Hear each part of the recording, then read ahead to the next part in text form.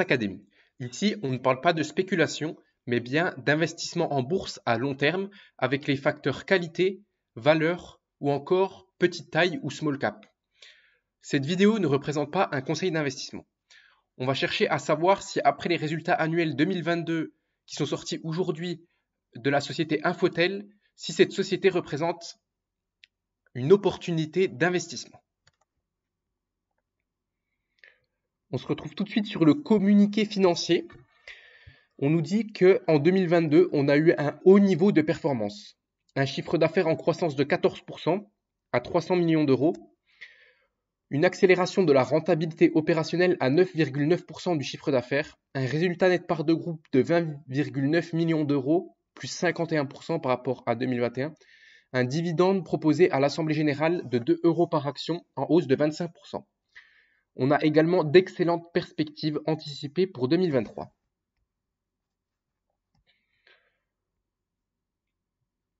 Donc on a un haut niveau de performance sur l'ensemble de l'année. Fort d'une dynamique solide enregistrée sur l'ensemble de l'exercice, Infotel dépasse le cap des 300 millions de chiffre d'affaires en 2022 avec une croissance de 14% par rapport à 2021. Cette performance est près de 2 fois supérieure aux prévisions de croissance du secteur à 7,5% pour 2022. On a une performance 2 fois supérieure à celle du secteur des services numériques. Donc, c'est vraiment une très belle performance que Infotel nous a livrée en 2022 au niveau du chiffre d'affaires. L'activité service progresse de 13,7%, confirmant la demande très soutenue des grands comptes pour accompagner leur transformation digitale. Sur l'année 2022, le secteur banque-finance représente 41,5% de l'activité service. L'industrie est à 27%.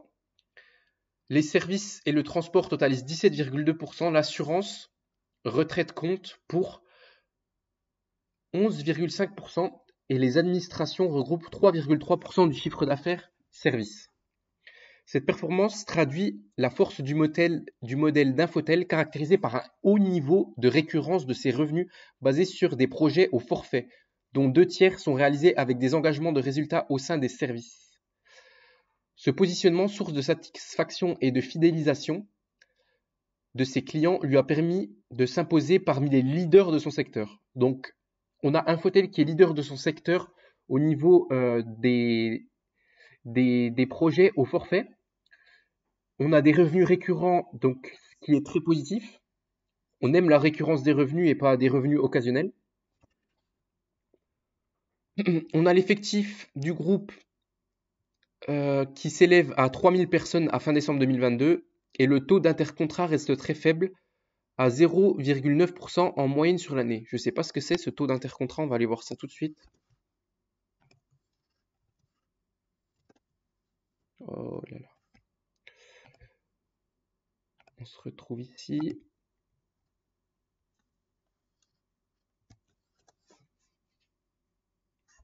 Donc, qu'est-ce que le taux d'intercontrat? Dans les deux cas, il est nécessaire de convenir d'un ordre de mission, l'activité du salarié, ceci.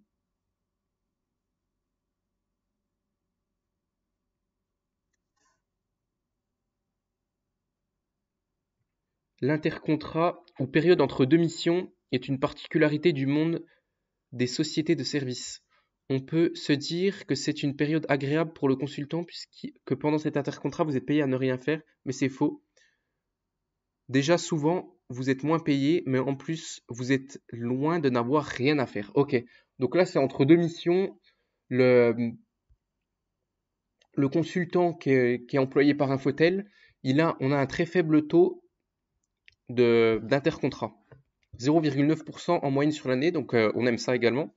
Ça veut dire que on ne paye pas des gens à, entre guillemets, ne rien faire.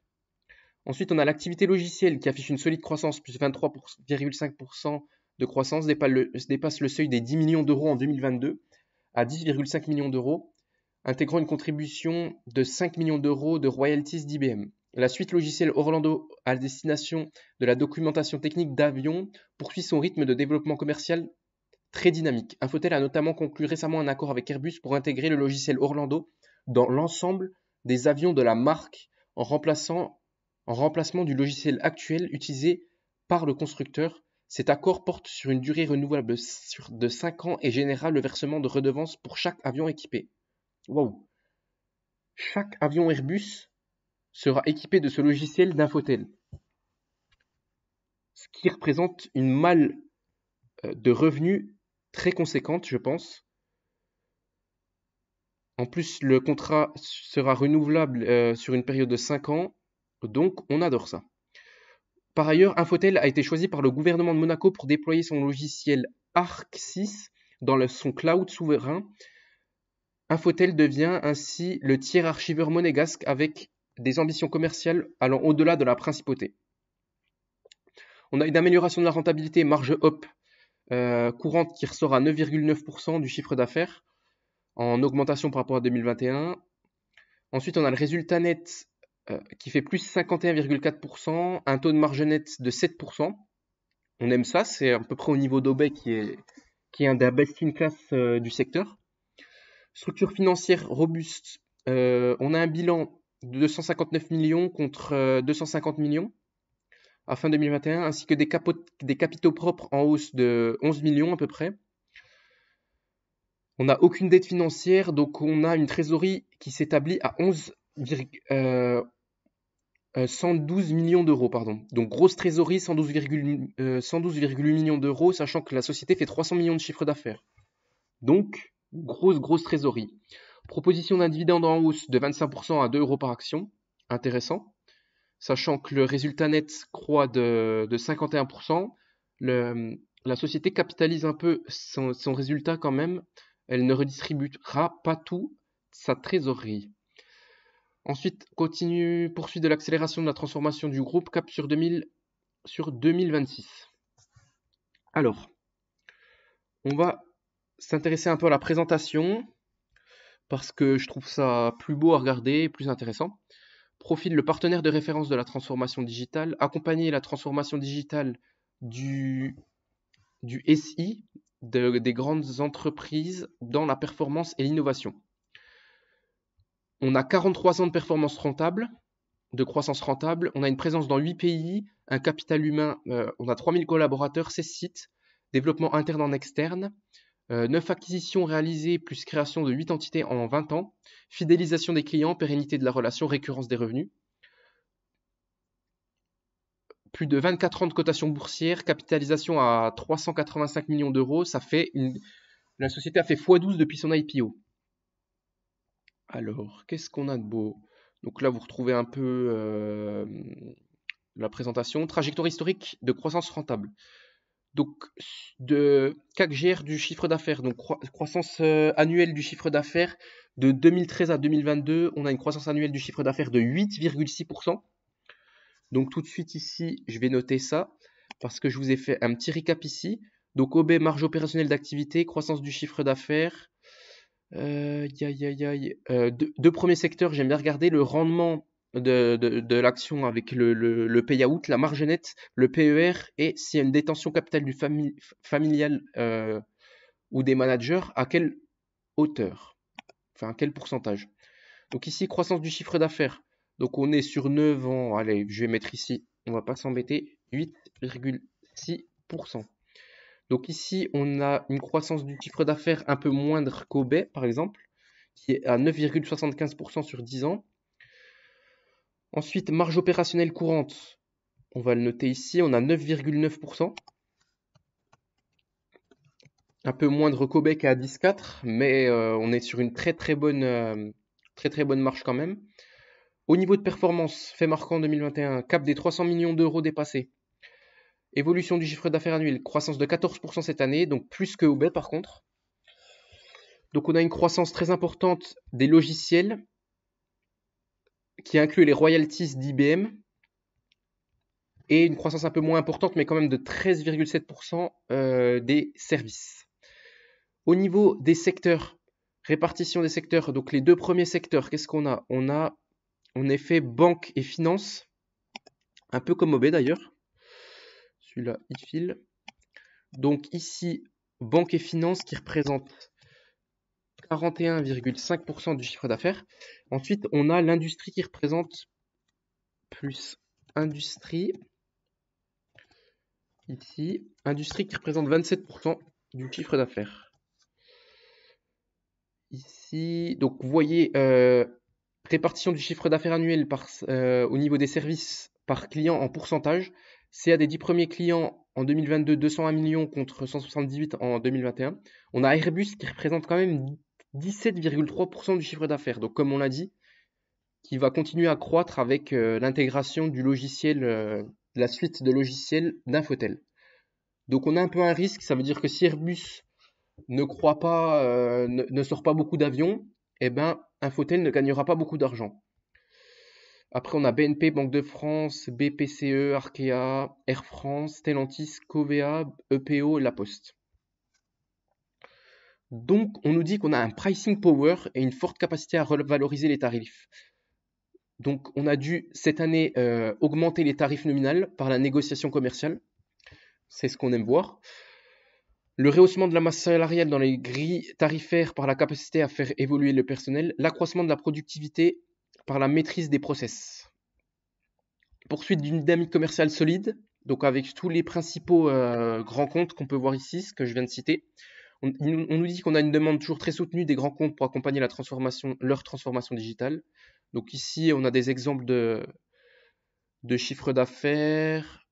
Je vous laisse aller voir. Monaco s'est doté d'Arxis comme solution unique d'archivage. Orlando, giving wings to your tech pubs. Un taux de renouvellement de 100%. On a des grands American Airlines, c'est ça qu'on aime voir. Airbus, Air France, Wizz, Spirit, CMA CGM. Des grands clients Air Canada, etc. Air New Zealand également. Signature d'un accord cadre avec Airbus. Équipement de l'ensemble des avions de la marque Airbus Standard. Un corps sur 5 ans. Sous forme de redevance. Excellent. Vraiment excellent. Attractivité du groupe pour les nouveaux talents. Donc on a une augmentation de 400 personnes des effectifs de Infotel cette année. On a une turnover en baisse à 13%, vs 20-30% du secteur numérique, c'est ce qu'on aime voir. Au niveau de la RSE, je vous laisse aller voir ça. On a un engagement fort pour la RSE. Ici, résultat de groupe, on a 7% ici, donc 0,1% mieux que Obey. C'est ce qu'on aime voir. Ensuite, on a une grosse trésorerie qu'on voit ici, 112 millions d'euros, pas de dette. Capacité d'autofinancement en augmentation, c'est le flux de trésorerie généré par l'activité, c'est ce qu'on aime voir également. Donc, une augmentation de la trésorerie. Qu'est-ce qu'on aime voir ici? Plan stratégique 2026, nouveau cap pour la transformation du groupe. On est bien avancé. 2023, objectif de 1000 recrutements. C'est énorme, sachant qu'on a recruté déjà 400 personnes cette année. Alors, marché des ESN en 2022, 31,9 milliards d'euros, plus 5,1% de croissance annuelle du marché en 2022. Pour 62% des directeurs, je ne sais pas ce que ça représente ça, pas d'impact sur la situation économique. Donc un impact mesuré de la situation économique, mais une hausse globale des budgets, des investissements incontournables dans le numérique, des enjeux forts de l'expérience client, transformation liée au télétravail, gestion de données, cybersécurité. Croissance du marché anticipée, 3,7% en 2023. 3 segments en plein essor, cloud, cybersécurité, transformation digitale, un levier majeur, le recrutement. Donc ici, on a un objectif de chiffre d'affaires à 380 millions d'euros. Donc ici, on va le noter ici, 380 millions d'euros, et ça c'est pour 2026. On se retrouve ici 2026. En effet, ici on se retrouve donc DDV, management, DDV. Qu'est-ce que ça représente? DDV, 105, plan d'action gratuite lancé par les managers, première émission de l'Assemblée Générale. Management. Infotel en bourse, répartition du flottant. Ok, donc management, on a 36,8% qui détient le capital. Ici, donc on a les managers qui est skin in the game, ou la famille encore présente. Donc c'est ce qu'on aime. Au niveau du dividende, donc dividende proposé au titre de 2022, qu'est-ce que ça nous ferait comme rendement? J'aime bien aller sur Yahoo Finance. Yahoo Finance tout de suite ici. pour retrouver tout de suite ce que ça donne au niveau rendement. Donc si je tape Infotel, je suis sur Yahoo normal, Infotel, Yahoo Finance. Tout de suite on se retrouve ici, donc 2 € par action. Par contre il nous faut le nombre d'actions pour qu'on se trouve ici. Alors, last 12 months, les 12 derniers mois. Je veux ma calculatrice ici. Donc voilà, on a 6,92 millions d'actions, 6,92. On va le noter tout de suite ici pour pas oublier. Donc nombre d'actions 6,92. Ici. Et on a 2 € qui va être proposé en AG. On fait ça fois 2. Ça nous sort 13,84 millions d'euros. On capitalise 394 millions d'euros. Donc on divise tout ça par 394. Et ça nous donne un rendement de 3,5%. Donc rendement très intéressant. Ici, rendement, on note tout de suite pour Infotel 3,5%. Donc plus élevé que Obey actuellement. Au niveau de tout ça, donc on va finir la présentation.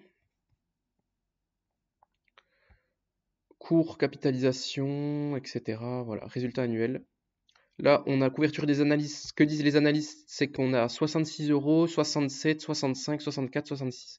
Donc on a 65 € l'action pour les analystes. Ils visent 65 € par action. Donc nous, on va tout de suite regarder ce que vaut l'action réellement avec nos propres calculs. Donc ici, on se retrouve tout de suite ici avec la marge nette. On va essayer de normaliser un peu la marge nette pour voir et aussi voir si la marge nette et les free cash flow vont dans le même sens. Ici, free cash flow, est-ce que ça se superpose parfaitement? On regarde sur ces 20 dernières années et c'est très beau également. Les free cash flow sont au même niveau que les marges nettes et actuellement les free cash flow sont un peu supérieurs aux marges nettes.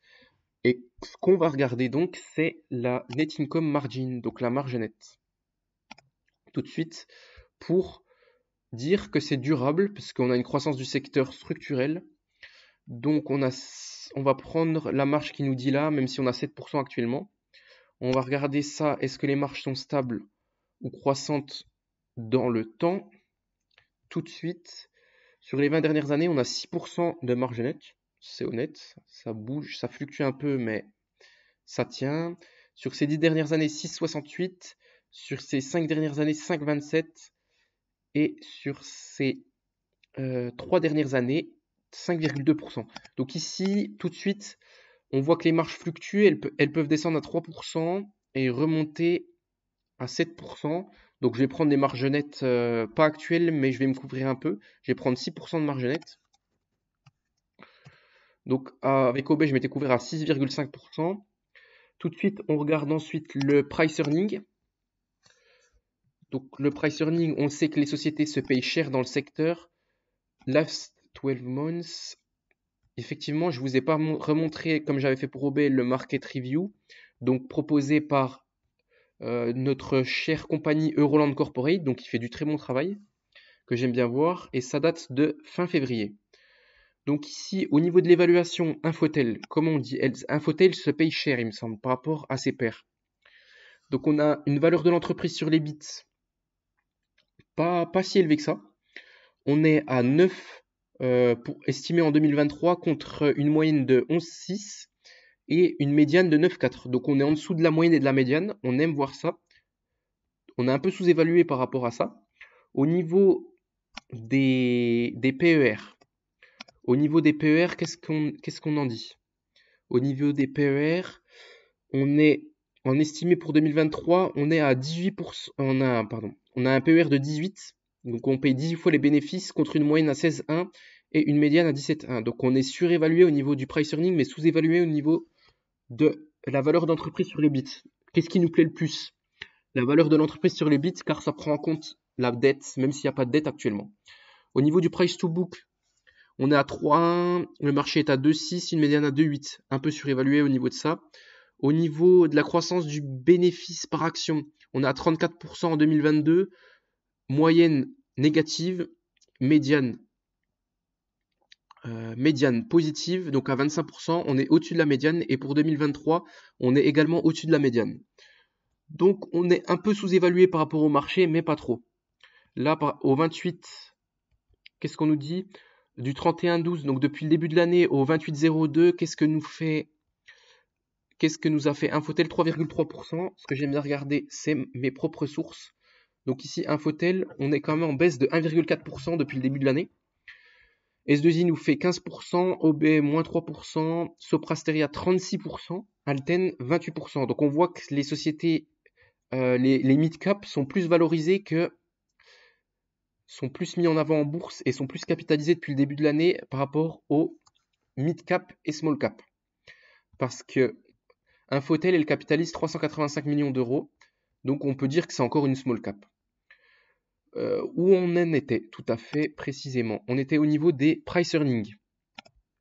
Donc le secteur se paye cher car il est de qualité et on a toujours une croissance constante. Donc à ce niveau-là, sur ces 20 dernières années, on paye 18 fois les bénéfices. Sur ces 10 dernières années, on paye 18,9 fois les bénéfices. Sur ces 5 dernières années, 21,6 fois les bénéfices. Et sur ces 3 dernières années, on paye 24,7 fois les bénéfices. Je vais prendre 20 fois les bénéfices comme au baie et ça va très bien aller. Price earning, donc on prend 20 fois les bénéfices, donc c'était pareil. Dette net, on a du cash net, on a dit 117 millions, il me semble. À ce niveau-là, on nous dit quoi? On nous dit 112 millions d'euros. 112, c'est ce qu'on aime voir. Une trésorerie nette, croissance des revenus, c'est ce qu'on a dit. Au niveau du price earning, avec le résultat net actuel, on est à 20,9 millions d'euros. À ce niveau-là, donc ici, on se regarde tout de suite ça, 20,9. Ouais, je me suis fait 20,9, mais il veut pas me prendre 20,9. On divise ça par 394 et on aura non, qu'est-ce que je fais? C'est l'inverse. Là, c'est le rendement de la société. Des free cash flow. Donc ici, on fait 394 inversement, divisé par, on a dit quoi? 20,4 il me semble, de 20,9. 20,9. Et on se retrouve actuellement à 18,8 fois les bénéfices. Donc ici, on va tout de suite mettre ça 18,8 fois les bénéfices. Donc un peu plus surévalué par rapport à OB qui est à 17,8 fois les bénéfices à l'heure actuelle. Enfin, je viens de vous faire la vidéo si vous voulez aller voir d'ailleurs. Je vous ai fait une petite vidéo sur OB qui vient de sortir. Donc n'hésitez pas à vous abonner, à liker la vidéo et à commenter. Donc vos vidéos tout de suite.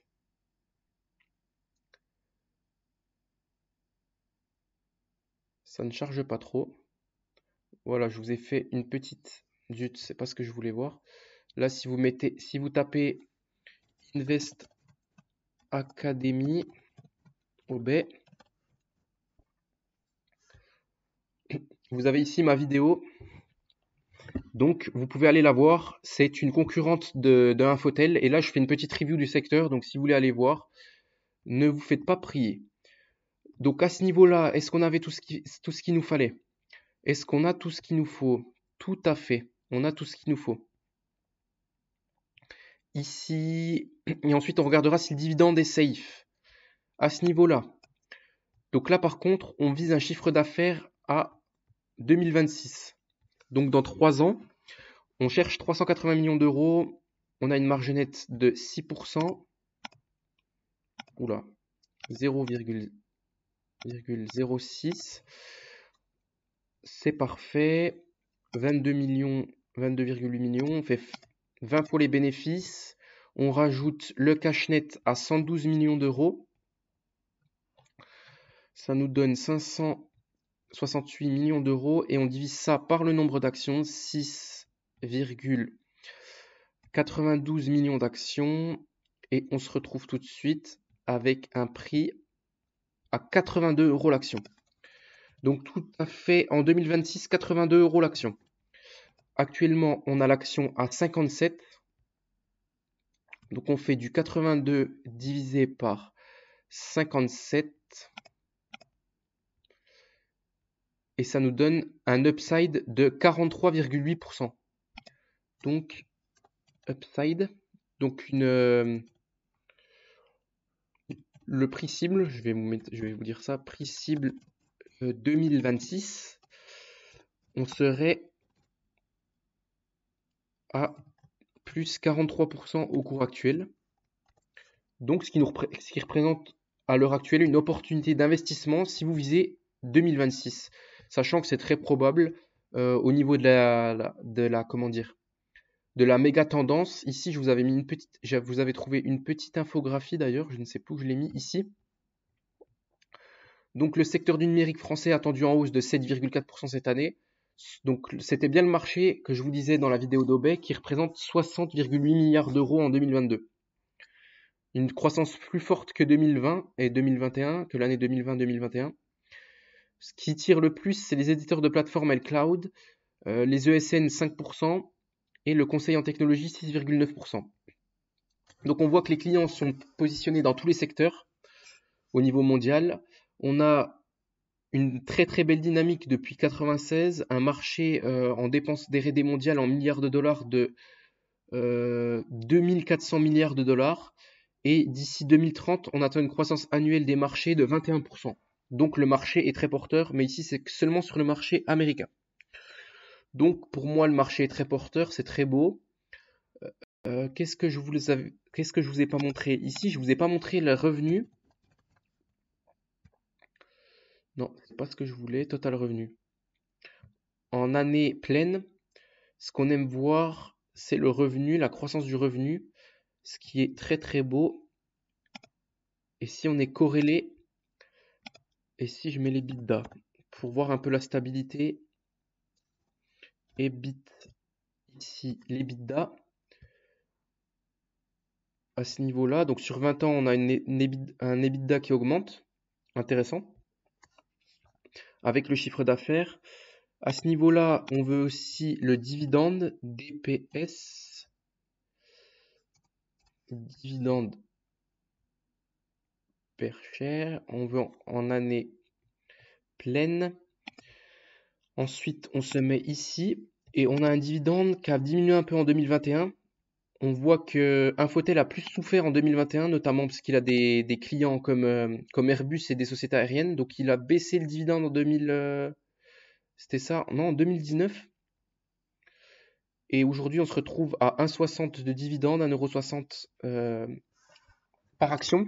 Et on nous propose à l'heure actuelle 2 € par action. Donc le dividende en augmentation avec la reprise de l'économie mondiale. Donc un peu plus cyclique que Obey, je dirais. Mais c'est une excellente société. Qu'est-ce que je voulais regarder également? Le free cash flow. Je voulais regarder si on nous redistribuait la totalité des free cash flow à l'heure actuelle, qu'est-ce qu'on aurait? Donc là, on a 23 millions, 23,91 divisé. Donc en free cash flow, si on nous redistribue la totalité des free cash flow, on aurait un rendement de free cash flow de combien? Ici, 385,7. Allez, je suis joueur. Donc si la société nous redistribue la totalité des free cash flow, on aurait un rendement du dividende de 6,1%. À l'heure actuelle, on a un dividende de 2,86%. Donc la société a un payout environ de 40-45%, 50%. Donc si le dividende est pérenne dans le temps, Et si la société nous distribue tous les free cash flow, on aurait 6% de rendement. Donc, pour moi, la société représente une opportunité d'investissement si vous visez 2026 avec un chiffre d'affaires à 380 millions d'euros, un PER de 20. Je suis assez conservateur car le PER était un peu plus élevé ces dernières années et ça nous fait un prix cible en augmentation de 43%. Donc ça fait une différence de 43% par rapport au cours actuel qui est à 57 euros l'action. Et donc ça sera tout pour Infotel. Un peu plus cyclique que Obey, mais ça reste une très belle société et une société de qualité, une small cap, pas très value car le secteur se paye cher, mais c'est une excellente société selon moi. Donc on se dit à la prochaine vidéo. N'hésitez pas à vous abonner, à liker la vidéo et à commenter si ça vous a plu et à me demander d'autres sociétés du secteur informatique. Et on se dit à très bientôt. Ciao ciao.